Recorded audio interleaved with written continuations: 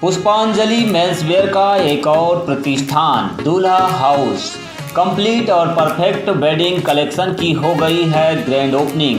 शादी ब्याह की खरीदी के लिए चले आइए अब हमारे नए प्रतिष्ठान में, जहां आपको मिलेगा कोट सूट, ब्लेजर, शेरवानी के साथ ब्लैकबेरी कंपनी के किफ़ायती जैकेट और सूट ब्लेजर, मान्यवर कंपनी के ब्रांडेड कुर्ता पाजामा, जैकेट, साफा मोजड़ी, dupatta, party wear, Indo western का एक से बढ़कर एक कलेक्शन।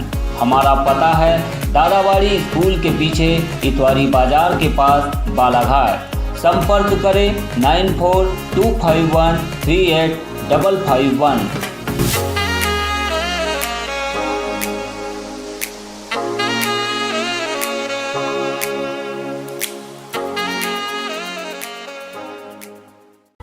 एमपी में कोरोना पर गंभीर नहीं सरकार, संक्रमण 4 गुना, लेकिन खर्च बचाने के लिए टेस्टिंग नहीं बढ़ा रही शिवराज सरकार। निजीकरण के विरोध में बैंक कर्मचारियों के बाद एलआईसी ऑफिसर और बीमा कर्मचारियों ने किया प्रदर्शन। आईपीओ लाए जाने के फैसले पर जताई आपत्ति, कहा एलआईसी को खत्म करने की हो रही है सरकारी साजिश। और कंकर मुंजारे ने कहा निकम्मी और लुटेरी है मोदी शिवराज की सरकार। 20 मार्च को महंगाई के खिलाफ लुटेरी सरकार को करेंगे बेनकाब। जनसभा का भी होगा आयोजन।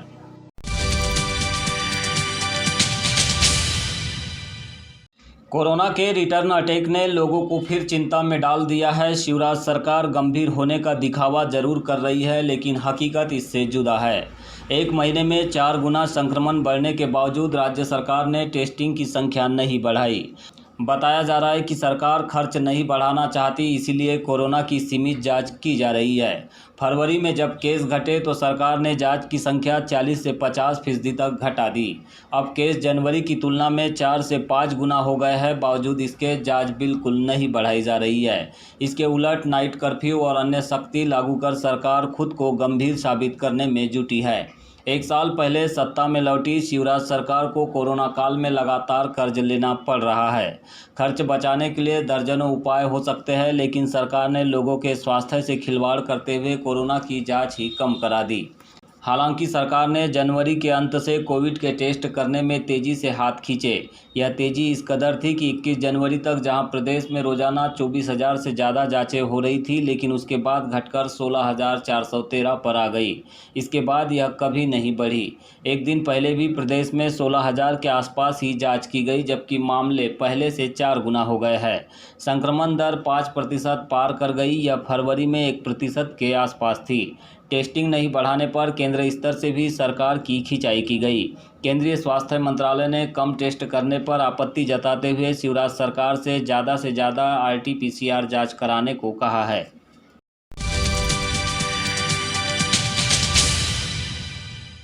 निजीकरण के विरोध में बैंक कर्मचारियों के बाद गुरुवार को भारतीय जीवन बीमा निगम के अधिकारी कर्मचारियों ने बीमा कर्मचारी संघ के बैनर तले केंद्र सरकार के फैसले का विरोध जताया। कर्मचारियों ने कहा कि आईपीओ लाने का फैसला कर चुकी सरकार देश भर के बीमा धारकों के साथ एलआईसी का अहित करने जा रही है, जिसे वे बर्दाश्त नहीं करेंगे। एलआईसी कार्यालय पर हड़ताल में प्रथम व द्वितीय श्रेणी के अधिकारियों ने भाग लिया। डीआईयू के पदाधिकारी चैन सिंह मरावी ने कहा कि सरकार बीमा क्षेत्र को निजी हाथों में देने की तैयारी कर चुकी है। आईपीओ लाने के निर्णय का बीमा संगठन विरोध करता है। लगातार परिसंपत्तियों को बेचा जाना भारतीय जीवन बीमा निगम को खत्म करने की साजिश है, जिसका वे आज राष्ट्रव्यापी आह्वान पर विरोध कर रहे हैं। अधिकारियों ने कहा कि यदि सरकार ने अपना निर्णय नहीं बदला तो बड़ा आंदोलन किया जाएगा। देश की आर्थिक ताकत को तोड़ने का काम किसी भी हाल में बर्दाश्त नहीं होगा। इसके लिए लंबी लड़ाई लड़ी जाएगी। इस दौरान डीआईयू के अध्यक्ष दीपक राणा, सचिव चैन सिंह मरावी, क्लास 1 फेडरेशन से राजकुमार छत्री, डीपी गोखले, बीएमएस के अध्यक्ष अतुल मसराम, SC/ST संघ से शशिकांत मेश्राम, फील्ड ऑफिसर संघ के अध्यक्ष अंकित श्रीवास्तव सहित अन्य लोग मौजूद रहे। आईपीओ एलआईसी की निर्णय लिया है वो वापस लें। एफडीआई जो 49% से 74% का निर्णय है ये वापस लिया जाए। और ये जनहित के लिए, समाज के लिए, बीमा धारकों के लिए बहुत ही घातक सिद्ध है। इसलिए यह निर्णय किया है कि हम संयुक्त तत्वावधान में क्लास 1 फेडरेशन, क्लास 2 फेडरेशन और क्लास 3, क्लास 4 यूनियन की तरफ से एक दिवसीय हड़ताल का आयोजन किया गया है। ये हमारे लिए एक आह्वान है कि ये हमारे जनता के लिए, हमारे बीमा धारकों के लिए ये नुकसानदायी है और आने वाला जो भी है समय वो हम सभी के लिए नुकसानदायी है। इसमें एक जो उद्योगपति हैं, ये लोग इस काम को लेकर जो उसका बेनिफिट है वो अपने लिए यूज़ करेंगे। अभी तक क्या होता था कि जो बेनिफिट होते थे उसका उपयोग गवर्नमेंट करती थी और इंफ्रास्ट्रक्चर और बहुत सारे कामों में देश के लिए लगाती थी वो पैसा, लेकिन अब जो है वो जो लाभ है वो उद्योगपति के घरों में जाएगा। इसी के खिलाफ में हम लोग आज आंदोलन कर रहे हैं, एक दिन की हड़ताल कर रहे हैं।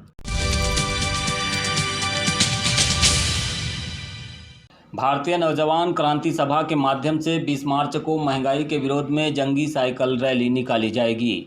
इस रैली का नेतृत्व पूर्व सांसद कंकर मुजारे के द्वारा किया जाएगा, जिसमें 1000 से अधिक लोग शामिल होने की संभावना जताई जा रही है। मोदी और शिवराज सरकार के तानाशाही फैसलों और बढ़ती महंगाई पर कोई अंकुश नहीं लगाए जाने के खिलाफ आयोजित होने वाली इस रैली के दौरान रानी अवंतीबाई चौक में सभा का भी आयोजन होगा, जिसे लेकर एक बार फिर पूर्व सांसद ने पत्रकारों से अपने आवास पर विस्तृत चर्चा की। देश एकदम बर्बादी के कगार पे खड़ा है, उसको बचाने के लिए देश की जनता को आगे आना पड़ेगा। उसकी एक हम छोटी शुरुआत कर रहे हैं बालाघाट जिले से। पूरे जिले भर के लोगों को हमने इसमें बुलाया हुआ है।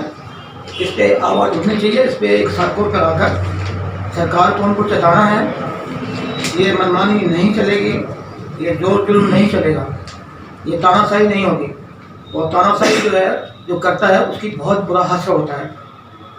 देखा है दुनिया के लोगों ने, बहुत ही गंभीर मसला है जिसको लेकर रानी अवंतीबाई के बलिदान दिवस पर हम कर रहे हैं साइकिल रैली, और हज़ारों लोग इस साइकिल रैली में आएंगे।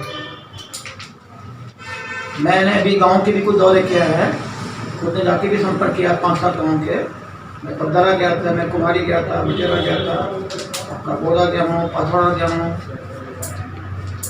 और अभी आज भी शाम को मैं कुछ गांव में जाऊंगा, कल भी मैं जाऊंगा।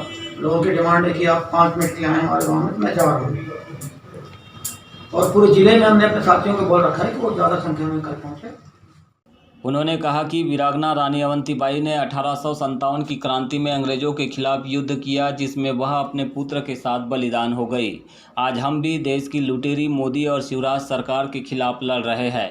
यह सरकार भ्रष्ट है, निकम्मी है और लूट और झूठ के माध्यम से ही जनता पर शासन कर रही है। आज ईंधन की कीमतों से लेकर मकान बनाने की हर वस्तु और खानपान की चीज़ों में बेहताशा महंगाई बढ़ा दी गई है। किसान अपनी मांगों को लेकर आंदोलन कर रहे हैं, लेकिन यह तानाशाह सरकार कुछ भी सुनने को तैयार नहीं। निजीकरण का ऐसा जाल बिछाया जा रहा है कि कर्मचारी और अधिकारी परेशान हो गए हैं। बावजूद इसके सार्वजनिक क्षेत्र की कंपनियों को सरकार निजी हाथों में सौंपकर लूट कराने जा रही है, जिसका वे पुरजोर विरोध करेंगे। उन्होंने कहा कि मोदी यह ग्लोबल लीडर नहीं है, बल्कि देश का सबसे बड़ा चीटर लीडर है, जिसके तानाशाही के कारण आज जनता जनार्दन महंगाई से परेशान और तंग आ चुकी है। ऐसी तानाशाह सरकार के खिलाफ लड़ने का अब हमने फैसला ले लिया है, जिसके परिणाम स्वरूप 20 मार्च को साइकिल रैली निकाली जाएगी।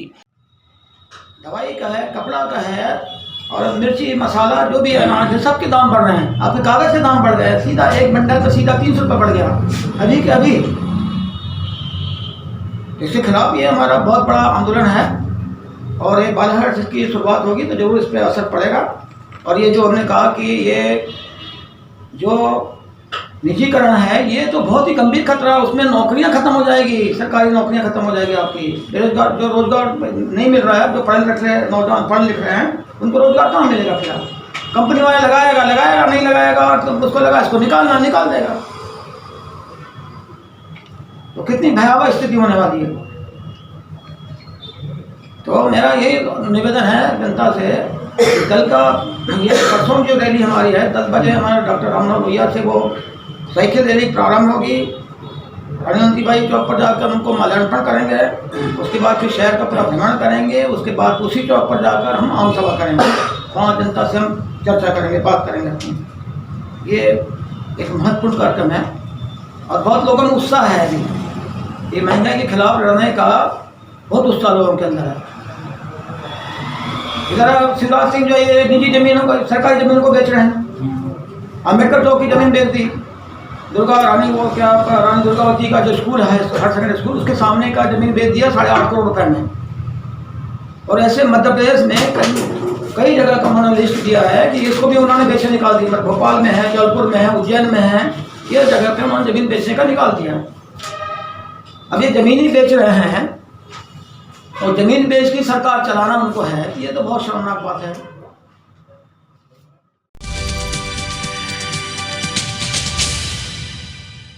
बिरसा क्षेत्र के ग्राम पंचायत घुमूर के कोड़वी कोना के पास सोन नदी से हजारों ट्राली रेत का खनन अवैध रूप से कारोबारी राजेश पाठक के द्वारा बेखौफ होकर किया जा रहा है।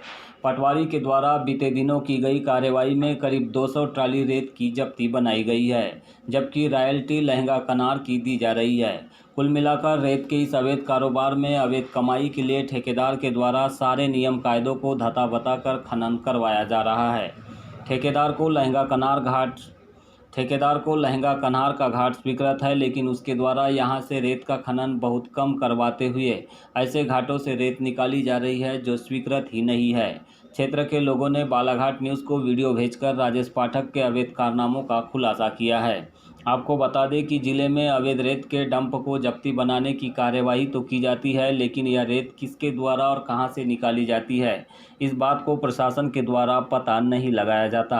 बाद में ठेकेदार के द्वारा जब्त की गई रेत को नीलामी के माध्यम से खरीद लिया जाता है। इस तरह से शासन, प्रशासन और ठेकेदार मिलकर खनिज संपदा के लूट को अंजाम दे रहे हैं। माइनिंग अधिकारी पूरी तरह से चुप्पी साधे हुए हैं, जो इन अवैध कार्यों की लगातार मिल रही शिकायतों के बाद भी कोई कार्यवाही नहीं कर रहे हैं। बिरसा ब्लॉक है, अच्छा। पंचायत घुमूर है, अच्छा तहसील भी बिरसा ही है। अच्छा अच्छा। तो यहाँ पर जब्ती भी बनाई गई थी बोलते हैं, तो आप वहाँ थे? नहीं, जब्ती बनवाएंगे करके बोल रहे थे, कल आएंगे करके, लेकिन उन लोग आए नहीं। फिर बाद में उसका कोई आदमी बताया उधर से बनवा लिए हैं करके। अच्छा। तो मैंने कहा कितना दिन में बन जाएगा? 10-20 दिन में। 10-20 दिन भी हो गए। तो यहाँ के नाम से जब्ती बना है, तो यहाँ के नाम से रियल्टी अभी तक नहीं आया है। तो लहंगा कनार के नाम से जा रहा है अभी। अच्छा अच्छा। अच्छा, ये रेत को निकलवाया कौन है? रेत को तो एक बिहार में रहता है, उधर के लोग हूँ कहता है, वो भाऊ भी करके उसका नाम है। और उसके बाद फिर वो नरेंद्र को दिए हैं यहाँ, नरेंद्र राजपूत को। अच्छा, ठीक है, मतलब इनको रेत को दिए हैं ये लोग? हाँ, रेत को दिए। और रेत को ये लोग शुरू से यही लोग निकलवा रहे हैं? शुरू से यही लोग निकलवा रहे हैं। हाँ। और अभी मतलब यहाँ पर जब्ती करवाए इन्हीं लोगों ने करवाया? इन्हीं लोग ने जब्ती करवाई। अच्छा। इन्हीं लोग ने जब्ती करवाई। कौन इनके अलावा कौन करवाते? किसी को तो रेत की ज्यादा जरूरत नहीं है, 1 ट्रैक्टर 2 ट्रैक्टर ले जाते हैं। ये कब से निकलवा रहे थे? कितने माह हो गए? हाँ, जनवरी से 3 माह हो गए। 3 माह करीब। हाँ, 3 माह हो गए।